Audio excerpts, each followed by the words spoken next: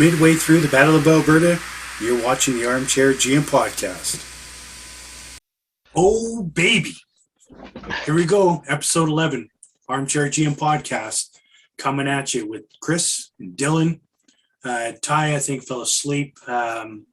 He might have been angry about what he just witnessed for the Game 3 of the Battle of Alberta. So can't blame a guy. Dylan, what are you thinking, buddy? It's been 3 games in, and it's not looking great. I hate to be that guy, but I don't think we really deserved Game 1 either. What? What do you mean? Defensively, man, it's horrible. It's horrible to watch, and you know Sutter's in the room in between periods and in between games, telling them, shore up your defense, make sure you're in position, and it's not even like, we all know you can't like contain McDavid completely. We know that it's barely possible, but it's they're just letting everyone through, and it's not even fun. Like, it's not even fun to watch, to be honest. Like, the last game was not fun at all to watch. No. And who was it?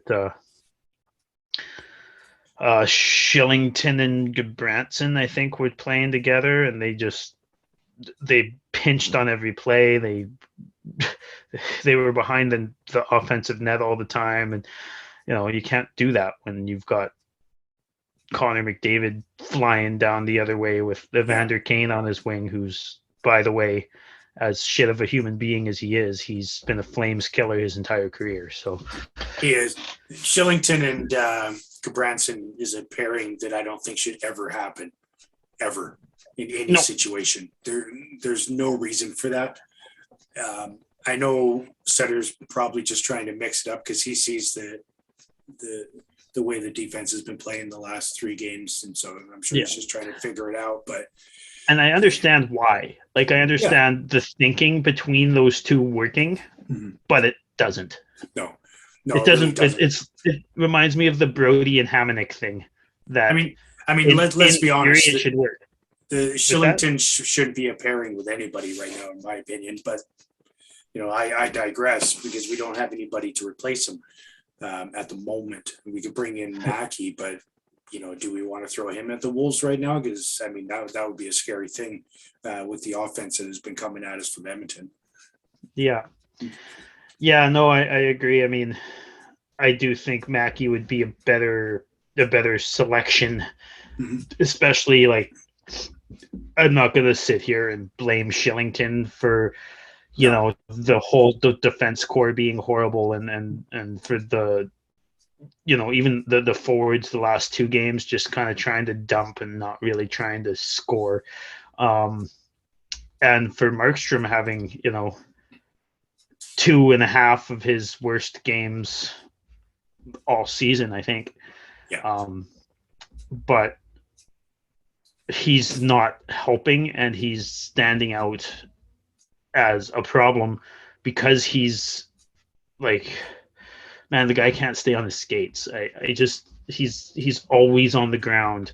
And when he's on the ground, fucking McDavid and whoever else is on the ice with McDavid, because McDavid's on the fucking ice, is just he's playing flying like the other way, and there's no defense. Like, how many odd man rushes yesterday? Tell me how many odd man rushes we threw at Markstrom after he had a really good first period. His first period was great. Odd man rushes? Yeah. I mean, it had to be at least 16. 60? 16. It happened. 16. Yeah, okay. A lot. Like, it really did happen a lot. But, I mean, like, Markstrom had that great first period. Back to what we expect from Markstrom. Yeah. But I tell you what, that first goal, when he's just sliding across in the start of the second period, I mean, how more out of position could a goaltender possibly be? I mean, was that the Kane one? No, that was sorry. There was 3 Kane ones. The Heineman one there. The first one, like 2 minutes into, or minute and a half into the second period. Yeah.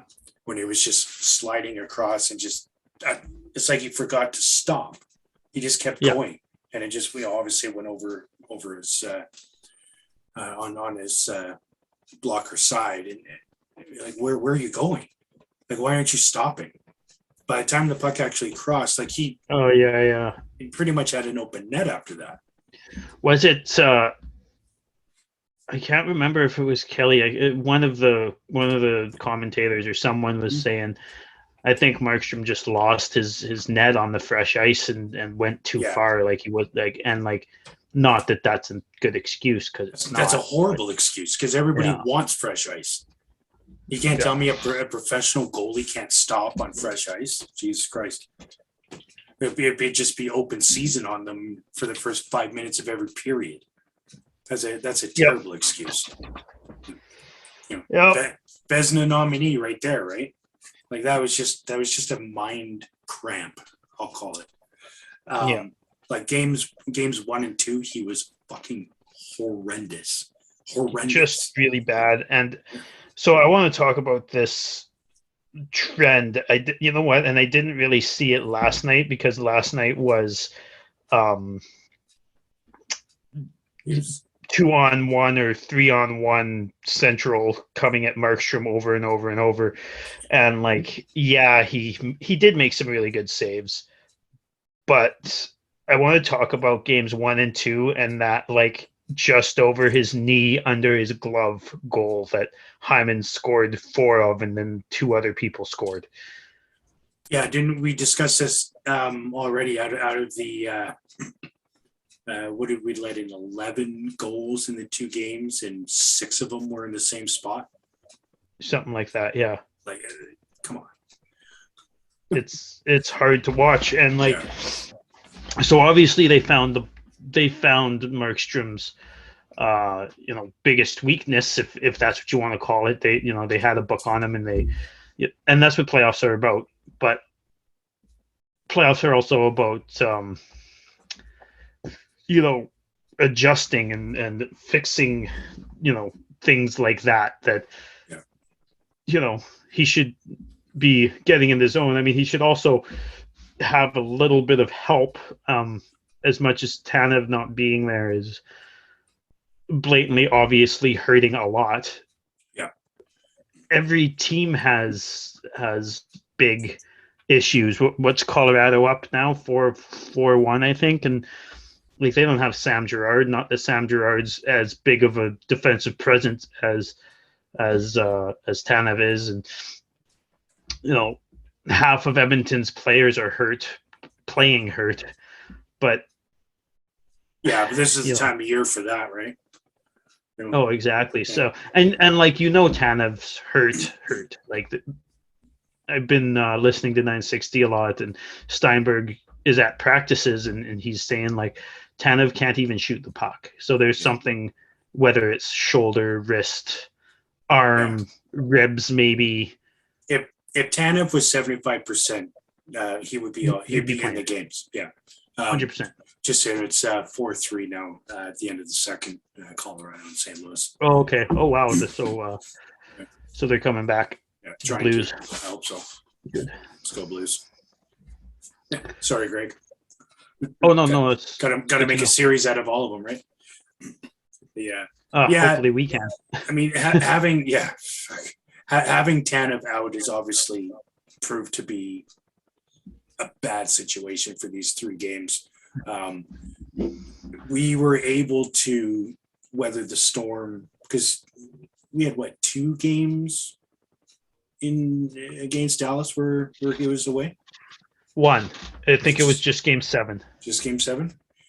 Yeah. I think did he leave early in game 6? I think he may have left early in game 6. Mm-hmm. I can't remember, but I know he wasn't there for game 7. Right. He's been off the roster now for 4 games. Ugh. But he's been skating, so that's good to see. But he's not apparently shooting, and he's apparently wincing pretty hard when he shoots. Not that that's his game, but if he's shooting and it hurts, then you'd assume that there'd be a problem passing, and there'd be a problem skating hard and trying to stick lift and poke check and shit like that too, right? So well, yeah, exactly. I mean, half of what his game is, because he's not a super physical player, right? I mean, he's a stick guy. He's just a positional player, Yeah, but an elite one. so if he's unable to shoot, I mean, that's it, or pass or anything like that. Like that's a problem. It's super unfortunate. Stone has honestly, like, obviously he's not gonna replace Tanev perfectly, but Stone has done a pretty damn good job. And if Tanev comes back, I'd like to see Stone and Tanev together. Right. I know that we have some people we know that are ultra focused on the fact that they both shoot the same way, but like I want Stone out there to shoot, sure, but I don't care if Tanev is shooting at all. No, exactly. I'm not I don't try to match up my defenseman on left shot, right shot. I really don't. I'm obviously there comes a time where it's relevant, but you look at TJ Brody, the best hockey he ever played as a Flame was on his offside, right? Yeah, absolutely. Did that for a couple of years, playing like that before Glenn Golovson decided that he wanted to make sure that he was on his natural side, and that was the worst 2 seasons he's ever been in his career. He's ever played, and it's because fucking Glenn Golovson and play with Hamonic. It's really gonna work if you keep trying it. Yeah, we got this fantastic defenseman that doesn't play physical, just positionally sound, plays with a stick, kind of like a certain number 8 that we just talked about.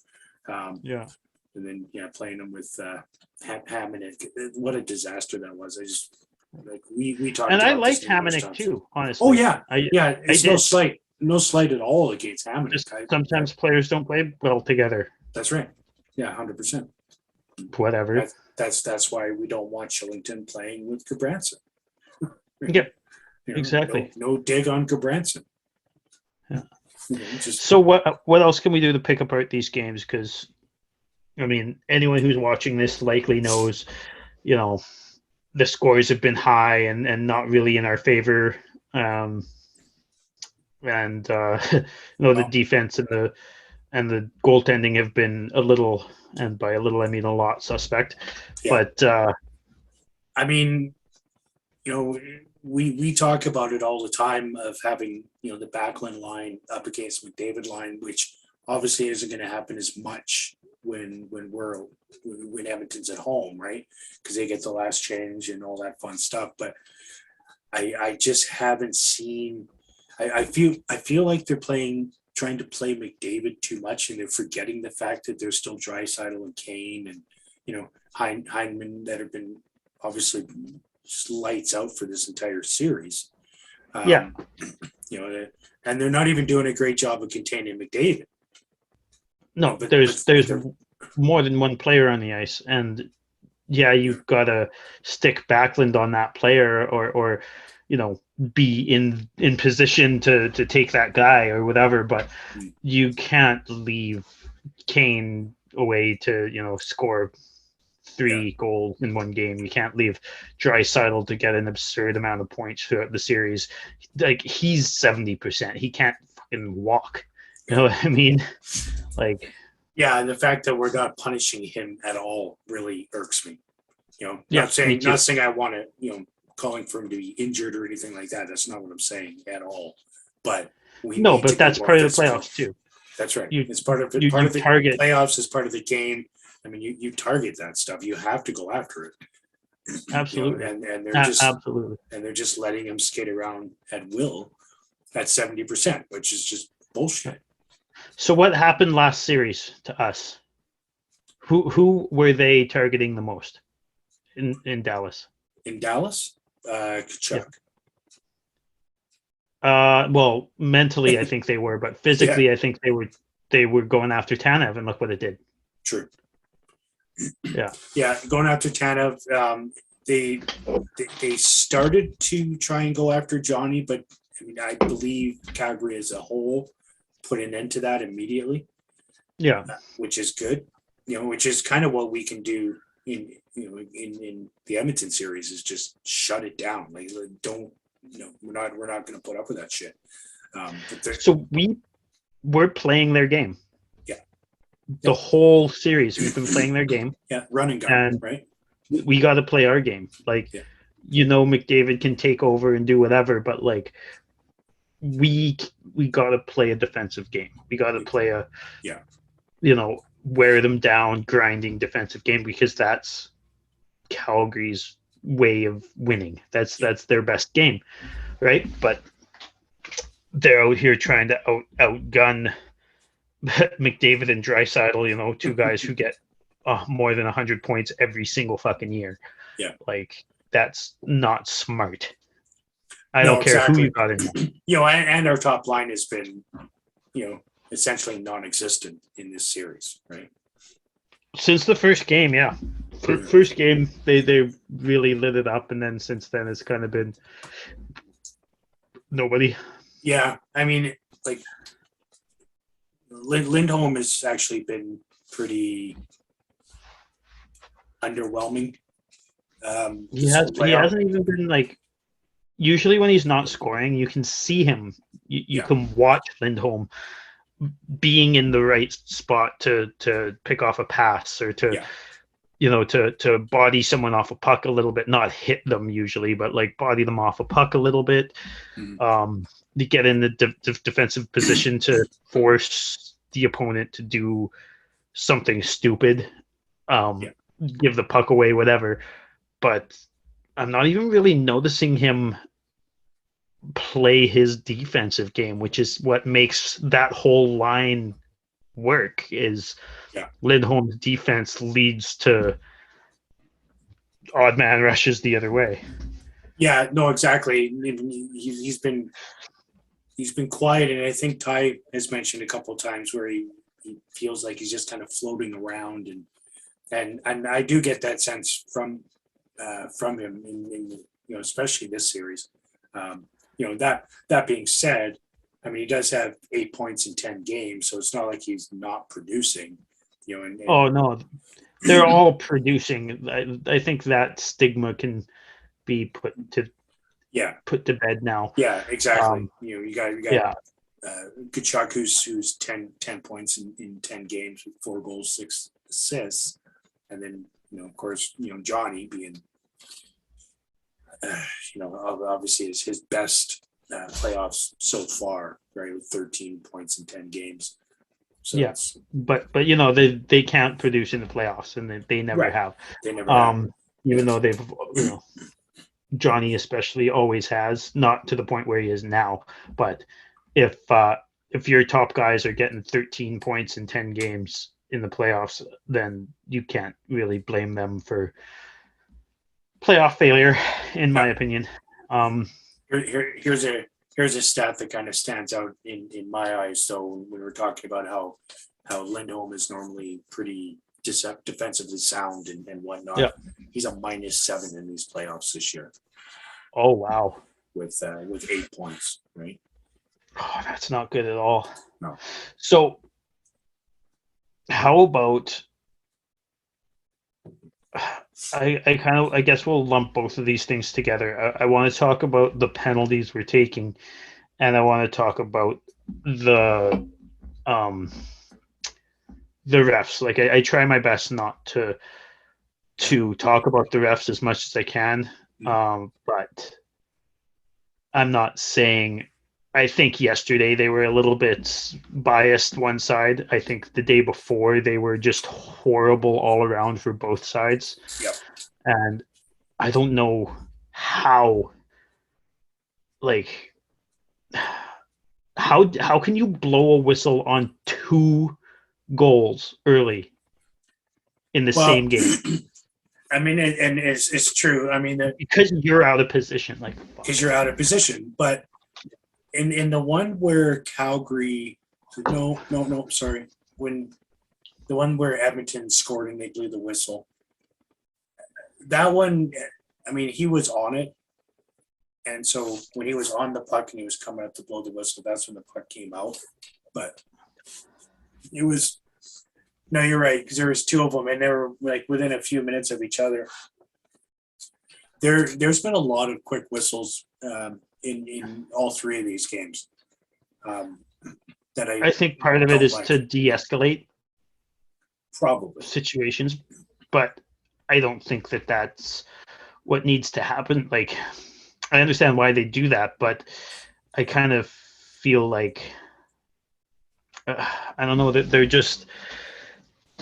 they're trying to manage the game instead of just calling what they actually see a lot of the time. Yeah. And I don't specifically like I kind of understand managing the game a little bit here and there, but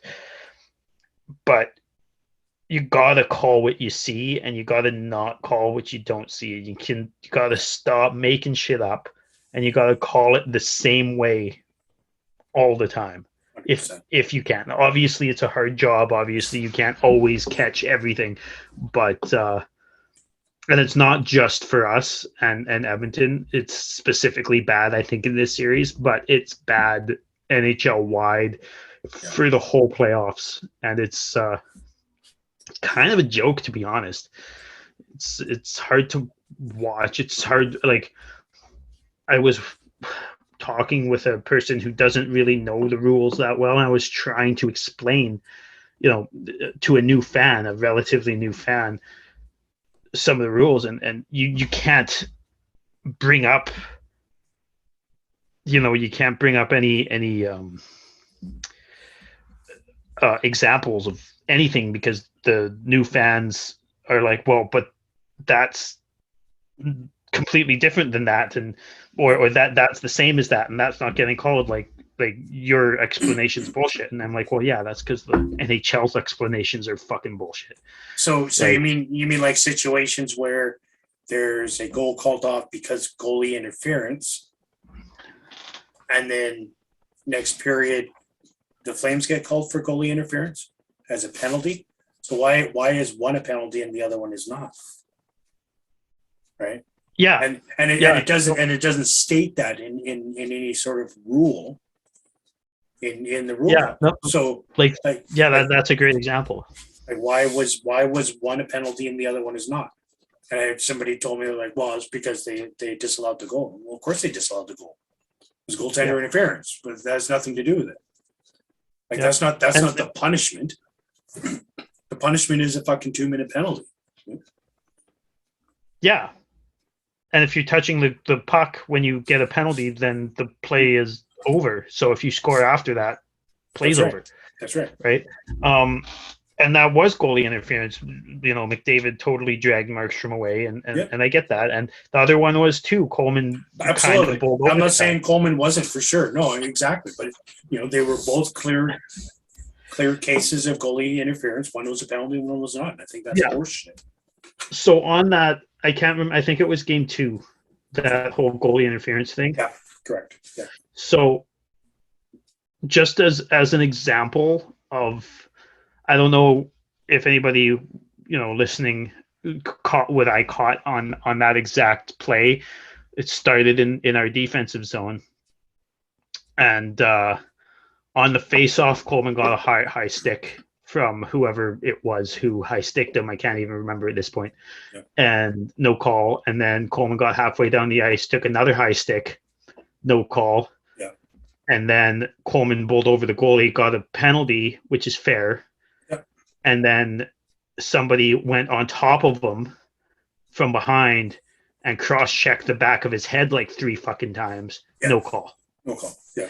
And that's what I'm like. If you're gonna call shit, call shit, because there's 3 blatant miscalls, and this isn't. That shit was happening to the Oilers too, where they weren't calling things against, like, for the Oilers or against the Oilers, and for us or against us.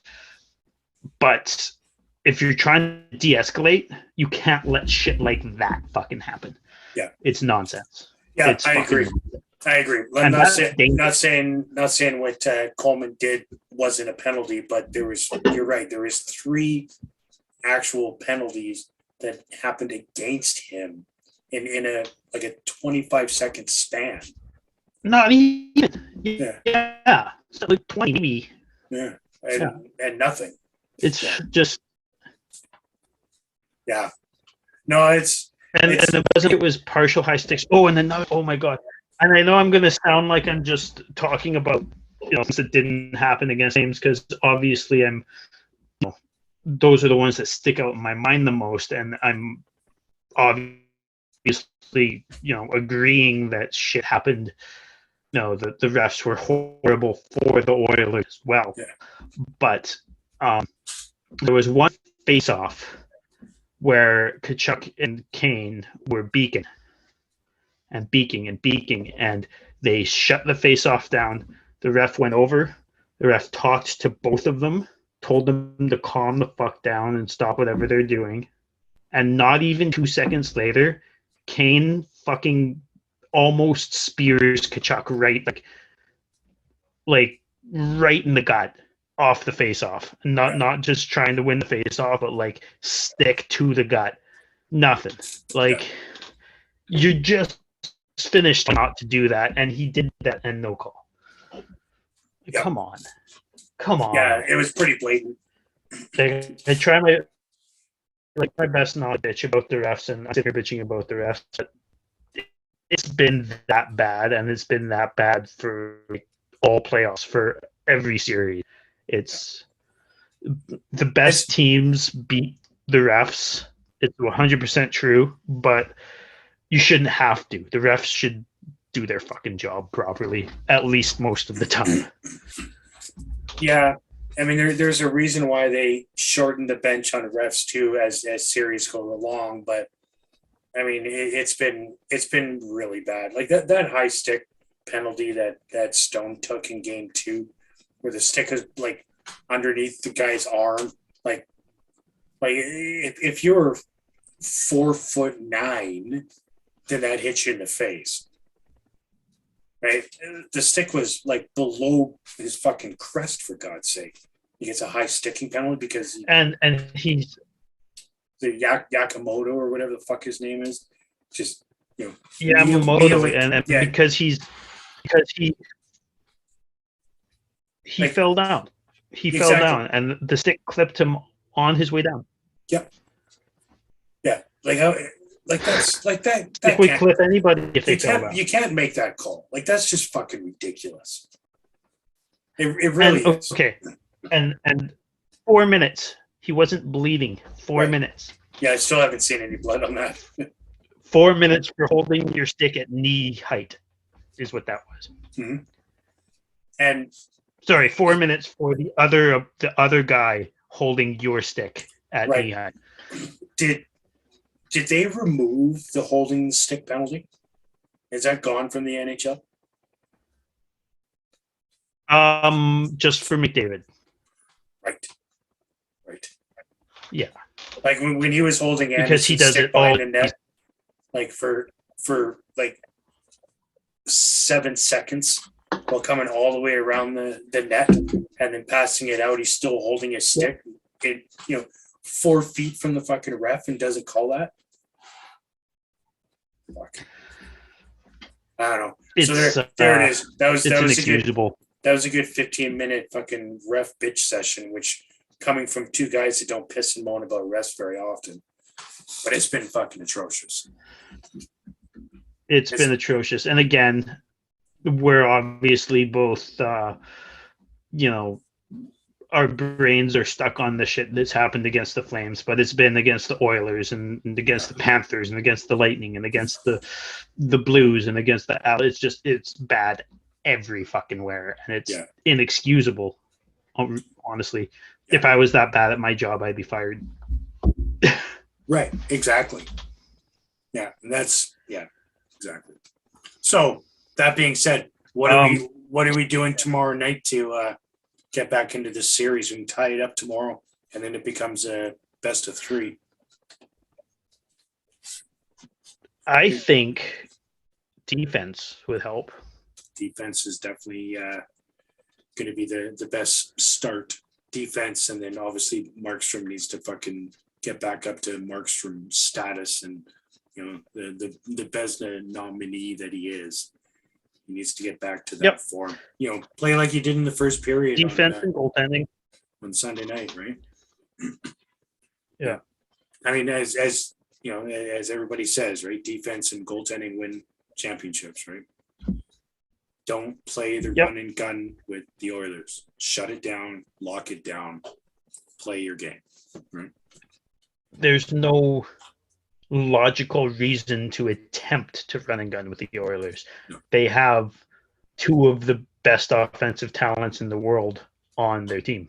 Let's not run and gun with them. Correct. Fucking stupid. Yep. Yeah, bad idea. Shut them down, tire them out, score. Well, McDavid's going to take over the occasional shift and score. It is what it is. Right, But exactly. But if we can get back to our game, shooting lots, when you have somebody like Smith on the other side, we need to start taking advantage of the fact that he's a fucking shit goaltender. Absolutely. Like we did in the first game and the second game for that matter. We lost the second game. Yeah. Like let's get back into his head. Let Tkachuk get back into his head because those two do not like each other at all, which is great. Because I believe Tkachuk can win that battle as far as in the head on that. Let Luch lightly tap him and watch him dive again like we did last game, which was not a 5 fucking minute penalty in a game misconduct, in my opinion. I'm surprised that Sutter didn't challenge that one. It surprised me that he didn't challenge it. That was such a blatant. I don't think you can challenge that. Well, can't you challenge 5 minutes? I don't think. Is it the coach they're to channel reviewable by the refs? By the refs only. Yeah, okay. You're right. I believe I could be off on that because I No, the I think, rule book is you're right. sketchy. And I mean, I honestly think that the refs should have reviewed that if that's the case, because that was such a shit call. Yeah, that was terrible. And I'm not sure if the refs can do that. I could be wrong on this. I think it might be a call from Toronto that makes the ref do that. Again, and I could be wrong, but it's a weird rule. So I just wanted to talk about one more thing, and I'm going to be a little it's obviously an exaggeration, but I think they got to check McDavid's gear for like Kevlar, not even Kevlar, like fucking chainmail or something, because I don't understand how you can have 6'6", 235, whatever, Nikita Zadorov coming full speed at you and just have him bounce off like 4 times this series. Right. Like he should have taken the charging penalty for that, but he just bounced off fucking Connor McDavid. I don't get it. How is this guy like an unstoppable tank when he's half the size of the guy coming at him? Right. Like he's amazing to watch, don't get me wrong, but fuck, I don't get it. Well, I mean, what is McDavid's size? Because he's he's 6'1". I don't know about the weight, but he's 6'1". Like I think Zadorov's got like 5 inches and 30 pounds or something on him. Yeah, it's 6'1" and 195, but yeah. So 40 pounds. Yeah. Well, I mean, he's more stable on his feet than Draisaitl, apparently, right? So Coleman get that fucking penalty. They're so good. Everybody's more stable on their feet than Shillington and Mangiapane. I'm more stable on my feet than Shillington is after I've drank a dozen beer. Yep. Fact. I witnessed it, actually. Right. I saw that live and in person a couple weeks ago. Yeah. Sorry about that. He's not lying. He's quite stable on his feet after a dozen beer. Yeah. Yeah. I was just waiting for an Uber, right? Yeah. So the rest of the NHL. We have a Eastern team that's going home after tonight, being Florida, who I'm pretty sure there is going to be a lot of brackets that are done now because of that. My brackets are done because of that. Yeah, mine are as well. I didn't see them losing, let alone being swept. I had them winning. Like I had Florida winning. I think in all of my brackets that I did. Yeah. So Mhm. all my brackets are fucked. But I mean, I figured at the very least a game or two, like the way they dominated the regular season, it's and they didn't do well really in their first series either against No, Washington. no, It was it Washington. was a struggle. I honestly thought that they would sweep Washington, given the offense that they had all season long. So I was surprised that it went the way it did against Washington. But I mean, I also didn't see them only scoring 3 goals in 4 games against the Lightning. Like that's unreal considering the amount of star power and whatnot they have. It was really something to watch. I mean, I don't think. I think their power play was really, really bad. I didn't watch the last game. I think I watched most of all of their other games, and like as this playoffs have gone on, all the commentators can talk about is like Florida's power play is just abysmal, just horrible. Weren't they like 0-35? Like I don't even know the number. I don't believe they scored a single power play goal in the 2 rounds. No, I don't think so. I don't know, man. Like that's I mean, let's be honest. The talent they have, like from Ekblad to Barkov and Huberdeau, and as much as I hate to say it, Bennett and you know, Verhaeghe and like Verhaeghe had like record-breaking first round. Yeah. But like they couldn't declare even like they couldn't score a power play goal. Yeah. And they couldn't score at all in the 4 games against Tampa.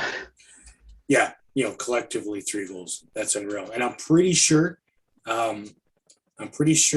tonight's loss was the first time they've been shut out all year.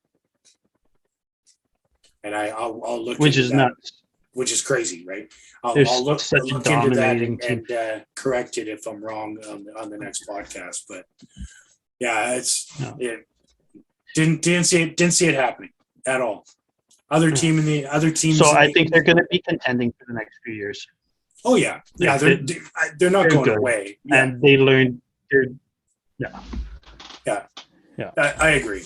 And then we got the Hurricanes. They're up 2-1 against Rangers in the series. Game 4 is tomorrow in New York. So we'll see. Right? That's kind of going how I thought it would. From what I watched, it seemed like the Shesterkin and nobody else show. Right. Kind of, sort of. He had a really rough first round, but I feel like he's having a pretty good second round. He's really the only reason why. Carolina scored 2 goals in each of game 1 and 2. And only 1 yesterday, obviously.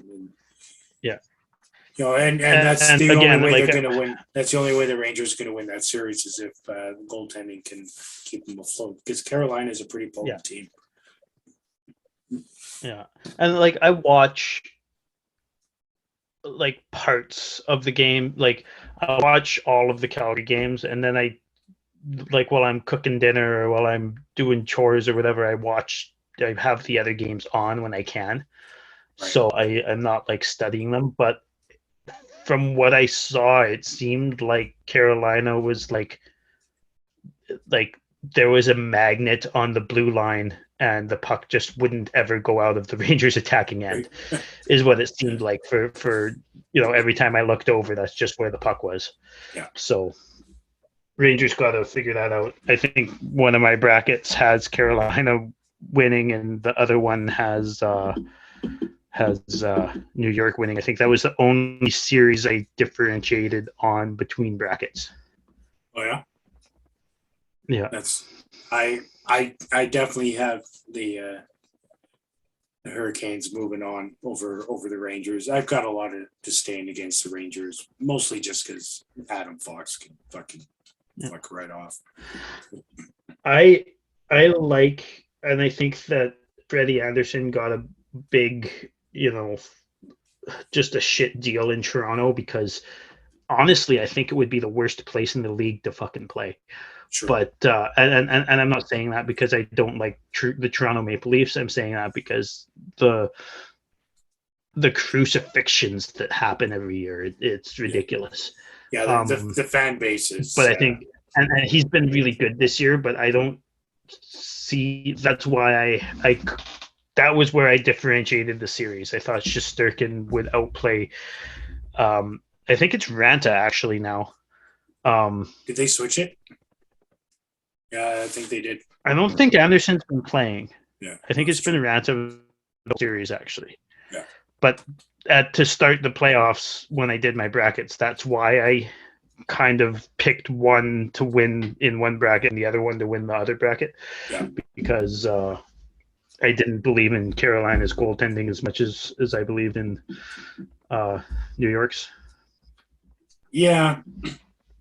The only thing that kind of surprised me a little bit is his age, right?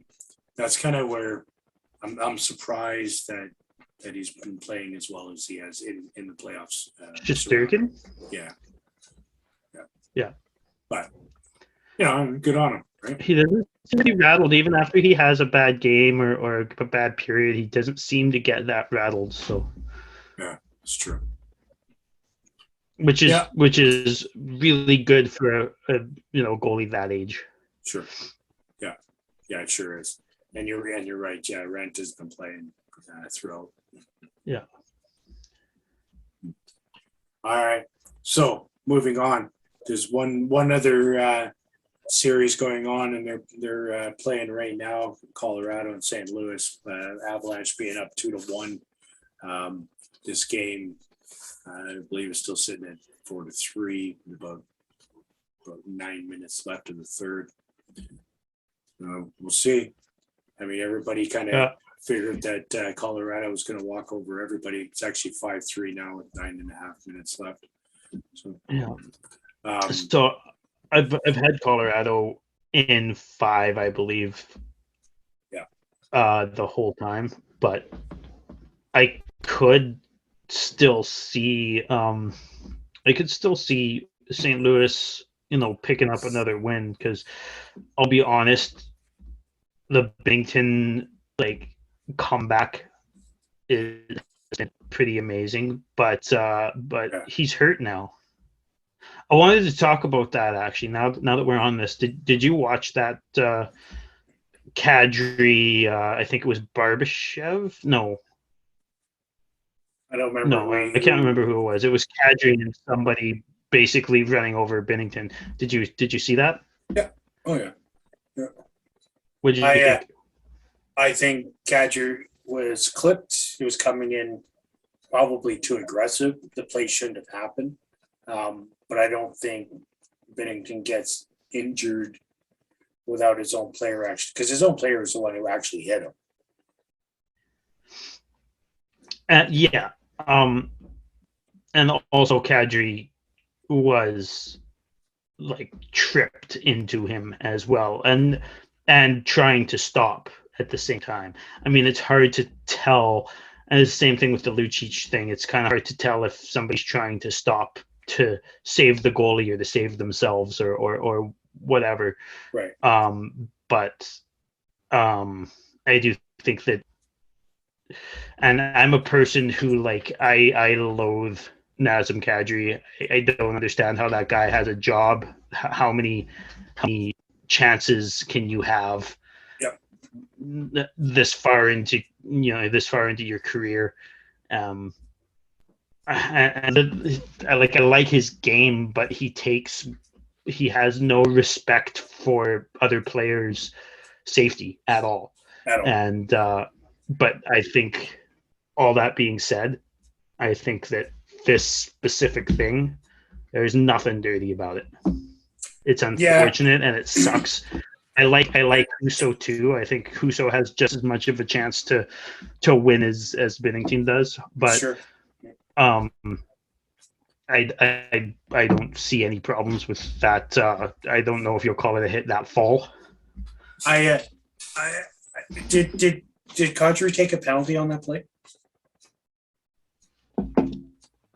That I don't know. Okay. I mean, I hate the man. I really do. I think he hurts his team at the most inappropriate time, and has been doing it for years. Right? He always takes He's always suspended in the playoffs. Exactly, that playoff suspension and just doing stupid shit.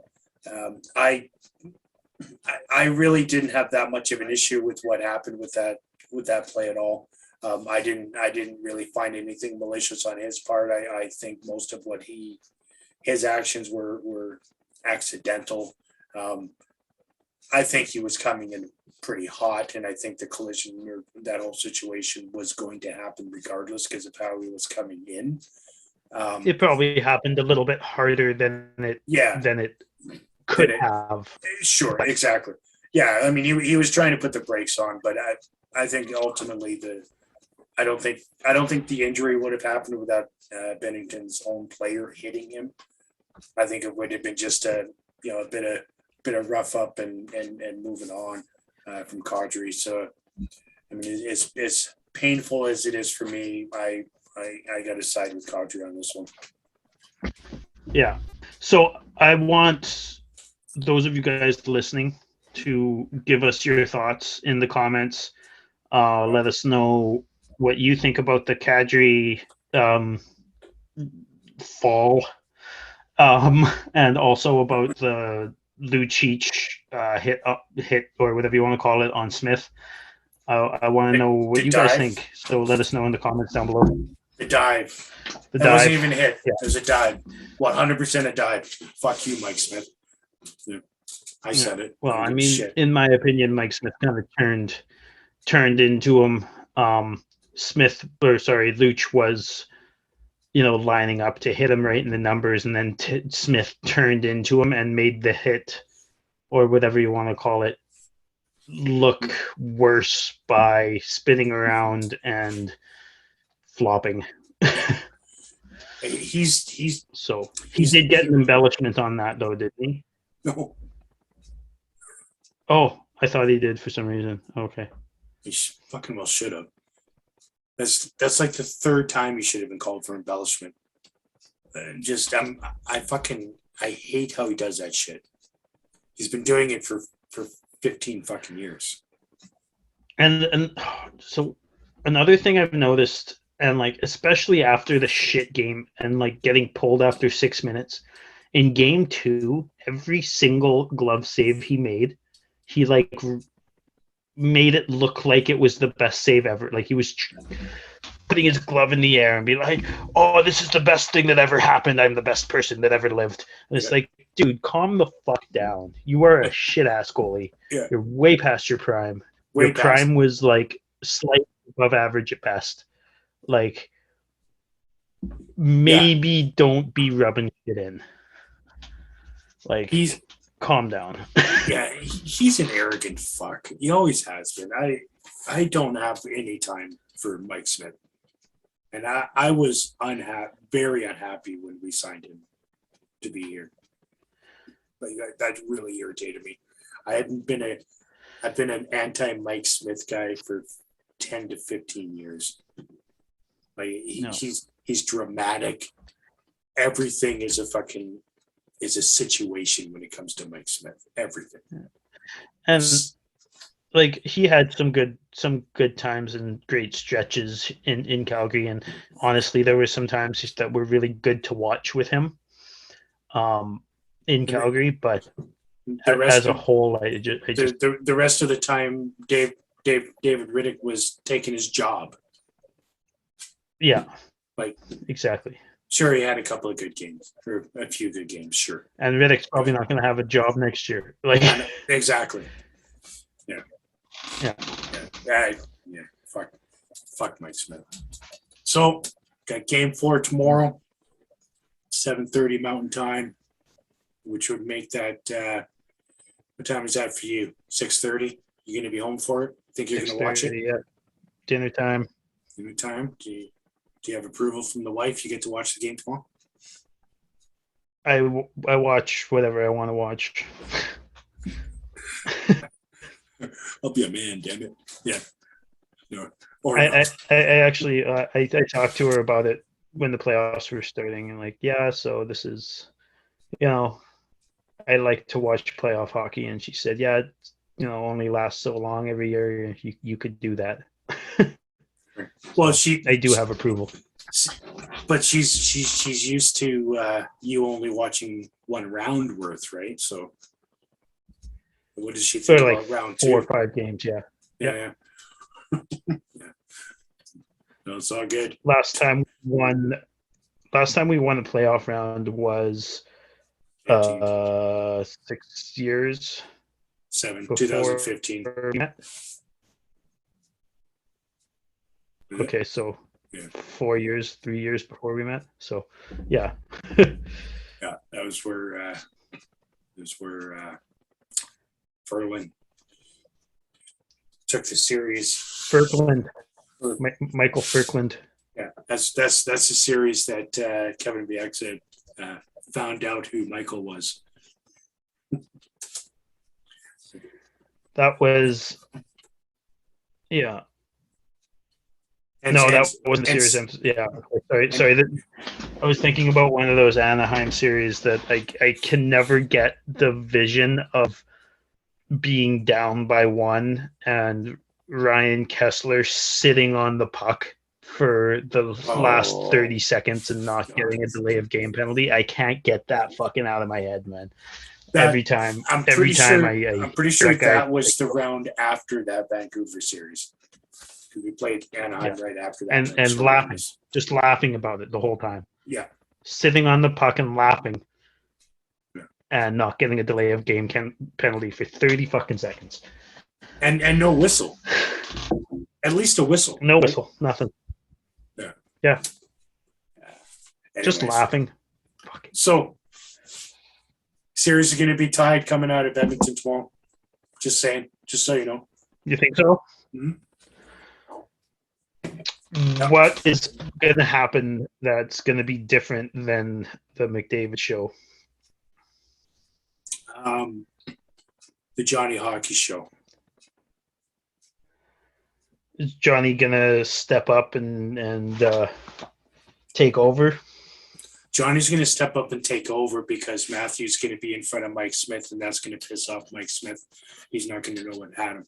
It's going to be one of those, bang, bang, bang. There's going to be 4 goals within 12 minutes. And then we can sit back and play defense and watch Markstrom do his thing. I'd prefer not sitting back. I'd prefer maybe not going full on attack, but like the forwards forechecking and the D staying back. That's True. What I'd prefer. But So I don't think it's gonna be quite that dramatic of a. I don't either. But 4 goals in the first 12 minutes or whatever. But I thoroughly believe that the Flames have what it takes to beat the Oilers. I think they're a much better team overall when they play their game. And I think that, I don't know if they're even going to get it in the first period, but I think by the time the second period rolls around, they're going to be back to their heavy checking grindway physical game, and It's going to wear the Oilers down, and they're going to win. Are we now 7-1? Sorry, 1-7, I guess, in Rogers Place or Arena or whatever the fuck it's called up there. I don't know. In I the couldn't tell you. in Something last year, something something stupid, like right? that. But Yeah. you know, if we're gonna talk about the past, then you know we have just as many series wins as they do in Rogers. So We're pretty sure we were the first team to win a series in that building. So, we were. Yeah. We were. and I would just like to give a shout out to Matt, and just so he can see that I actually had Dylan agree to something from the past without losing his mind. So, yeah. So, Flames are winning tomorrow. It's going to be tied coming back to Calgary for Thursday. It was in 2004. It was in 2004. Fuck yeah. Sorry, that's You know kind what? That is a great segue to an end. So I'm going to say this. Cheers, my friend. Go Flames. Have a good one.